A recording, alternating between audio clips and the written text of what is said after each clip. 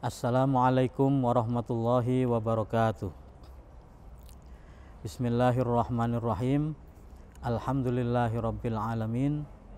Wassalatu wassalamu ala asyrafil anbiya'i wal mursalin Sayyidina Muhammadin wa ala alihi wa sahbihi ajma'in.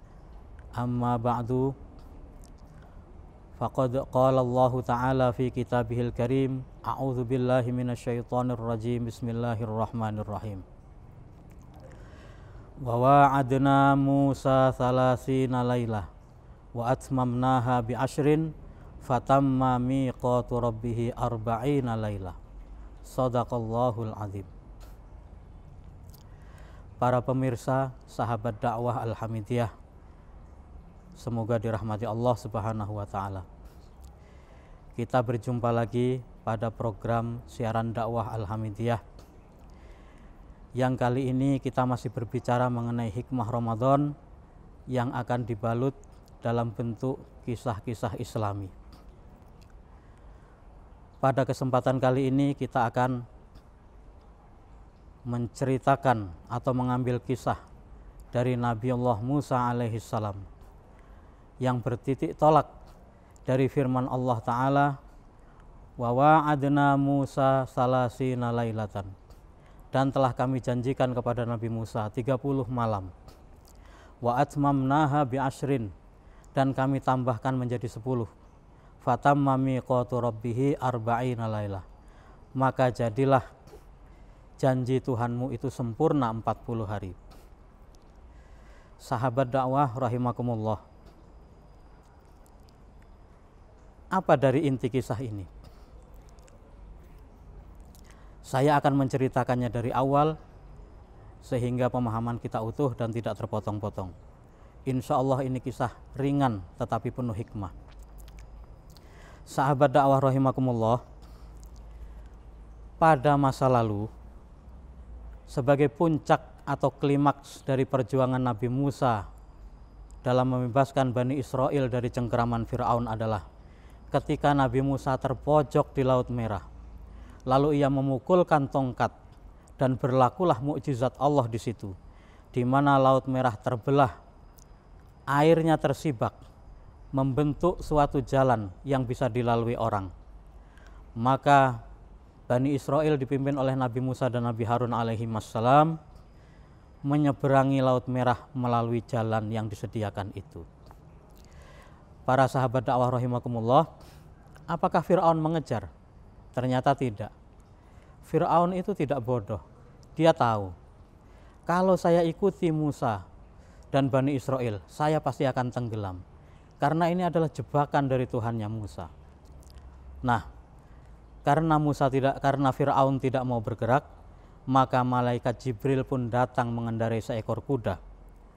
Kuda itu dipacu dengan cepat melewati tentara-tentara Fir'aun dan melewati kuda-kuda Fir'aun yang jumlahnya banyak itu. Tujuannya apa? Tujuannya hendak menarik, kalau Fir'aun yang nggak mau bergerak, kuda-kudanya pasti mau bergerak. Dan ternyata benar saja. Begitu kuda malaikat Jibril ini melewati kudanya Fir'aun, kuda Fir'aun ini segera bergerak untuk mengikutinya, tanpa dikomando dan tanpa dikendalikan. Dan Fir'aun tidak bisa berbuat apa-apa.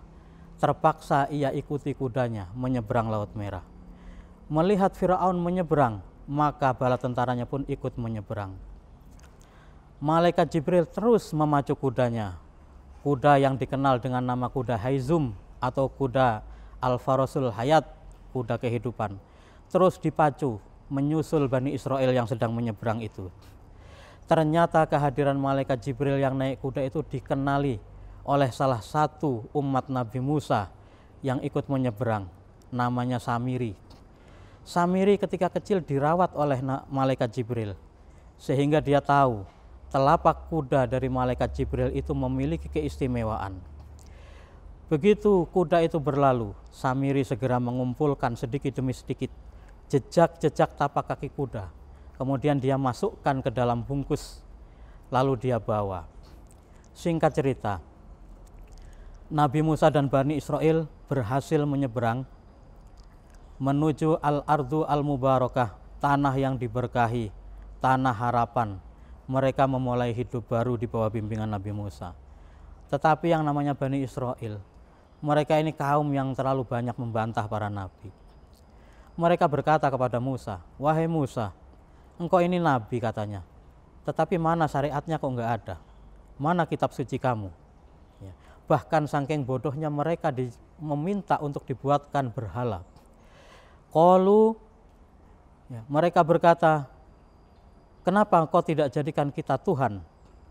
Sebagaimana mereka memiliki Tuhan-Tuhan yang dimaksud adalah berhala. Maka Nabi Musa pun bermunajat kepada Allah Subhanahu wa ta'ala. Lalu Allah menjanjikan 30 malam untuk Nabi Musa untuk bermunajat kepadanya. Kemudian pada hari yang ke-30 Nabi Musa akan diajak bicara oleh Allah karena Nabi Musa adalah kalimullah. Ia akan diberi kitab suci. Demikianlah Nabi Musa kemudian memanggil Nabi Harun, "Wahai Harun, aku titipkan Bani Israel kepadamu. Jaga mereka." Kemudian dia berbicara kepada Bani Israel, "Wahai Bani Israel, aku akan tinggalkan kalian selama 30 hari. Jaga diri baik-baik, jangan berbuat yang macam-macam."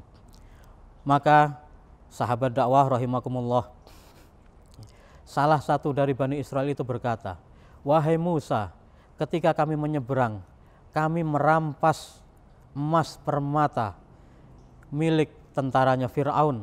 Walakinna hummilna auzaron min zinatil qaum." Kami mengambil perhiasan mereka, emas permata. "Ini akan kita apakan?" Kata Nabi Musa, "Tunggu 30 hari lagi saya kembali." Maka Nabi Musa mengambil kain kafan, kemudian dia memakainya. Kemudian Nabi Musa bermunajat kepada Allah sambil berpuasa selama 30 hari. Nah, disinilah inti ceritanya. Pada hari ke-30, Nabi Musa merasa tidak senang dengan bau mulutnya sendiri. Nabi Musa mengingkari bau mulutnya sendiri. Bau mulut yang timbul akibat berpuasa. Dan ini terjadi secara alamiah bagi semua orang. Siapa yang berpuasa pasti akan menimbulkan bau mulutnya. Maka Musa mengambil sebatang pohon khurnub, kemudian dia bergosok gigi. Setelah bergosok gigi, tiba-tiba ada suara, "Hai Musa, tahukah kamu bahwa Allah itu sangat ridho, sangat suka terhadap bau mulutnya orang-orang yang berpuasa. Mengapa engkau gosok gigi?" Nabi Musa tercenung. Kemudian terdengar suara lagi, "Wahai Musa, aku tidak akan berbicara kepadamu sampai engkau menambah lagi puasamu 10 hari lagi, sehingga sempurnalah 40 hari. Maka Nabi Musa pun menurut, ia berpuasa lagi 10 hari dari tanggal 1 sampai tanggal 10 Dzulhijjah. Nah, sahabat dakwah rahimakumullah, apa yang terjadi dengan Nabi Harun yang dititipi Bani Israel? Ternyata pada hari ke-31, ke-32, ke-33 Nabi Musa tidak kunjung datang. Mereka mulai resah. Mereka memikirkan emas permata yang ada di tangan mereka ini. Maka Nabi Harun kemudian membuat keputusan. Beliau menggali lubang dan menyalakan api. Kemudian memerintahkan kepada Bani Israel, "Wahai Bani Israel, lemparkan semua harta benda rampasan dari Fir'aun itu ke dalam api ini. Semuanya tanpa terkecuali." Maka Bani Israel pun menurut, dia melemparkan satu persatu, sedikit demi sedikit, sebungkus demi sebungkus emas permata yang mereka miliki. Terakhir datanglah Samiri, dia menunjukkan bungkusan di tangannya. "Wahai Harun, apakah saya lemparkan ini?" Kata Nabi Harun tanpa curiga, "Ya, lemparkan ke situ." Maka Samiri pun melemparkan bungkusan kantong itu sambil berkata, "Jadilah anak sapi." Ya. Fa akhrajalahum ijlan jasadan lahu khuwar. Maka dengan izin Allah, apa yang dilemparkan itu merubah emas permata yang sedang meleleh itu menjadi sosok anak sapi yang bisa mengeluarkan suara. Anak sapi itu bisa melenguh. Kemudian Samiri berkata, "Ini adalah Tuhannya Nabi Musa. Ini Tuhannya Musa dan Tuhan kalian." Ya. Nabi Musa itu lupa di mana Tuhannya. Sebenarnya Tuhannya ada di sini. Maka sahabat dakwah rahimakumullah, umatnya Nabi Musa yang ada 60.000 itu tersisa 12.000 orang yang masih setia kepada Nabi Harun. Sisanya mengikuti Samiri. Nah,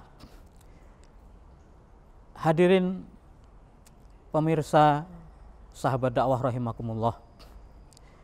Jadi gosok giginya Nabi Musa itu ternyata berakibat fatal. Dengan gosok giginya Nabi Musa itu akhirnya Allah mencobai Bani Israel dengan munculnya sapi dari Musa Samiri itu. Nah, Nabi Musa sendiri ketika kembali kepada kaumnya, dia kaget dan dia marah melihat umatnya menyembah sapi. Dia lemparkan kitab suci yang sudah dia pegang. Fa'alqal alwah, Nabi Musa membuang kitab sucinya. Kemudian dia menumpas Samiri.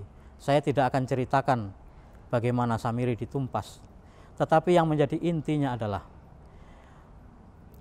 berpuasa Ramadan, berpuasa itu tidak hanya menanggung atau menahan lapar dan haus, tetapi juga menahan rasa tidak nyaman yang timbul akibat lapar dan haus itu. Di antaranya adalah bau mulut. Karena itu Rasulullah bersabda, "Walladzi nafsi biyadi la khulufu famis shaimi atyabu indallahi min rihil misk." Demi zat yang jiwaku ada di tangannya, sungguh bau mulutnya orang yang puasa itu lebih aku sukai daripada aroma minyak misk. Maka sahabat dakwah rahimakumullah, bagi kita umat Islam tidak dianjurkan atau dimakruhkan untuk menggosok gigi setelah matahari zawal, yaitu setelah matahari bergeser dari titik tengah siang hari menuju sore hari. Itulah hikmah puasa yang dibalut dengan kisah Nabi Musa. Mudah-mudahan bisa diambil manfaatnya. Kurang lebihnya mohon maaf. Wallahul muwaffiq ila aqwamit thoriq. Wassalamualaikum warahmatullahi wabarakatuh.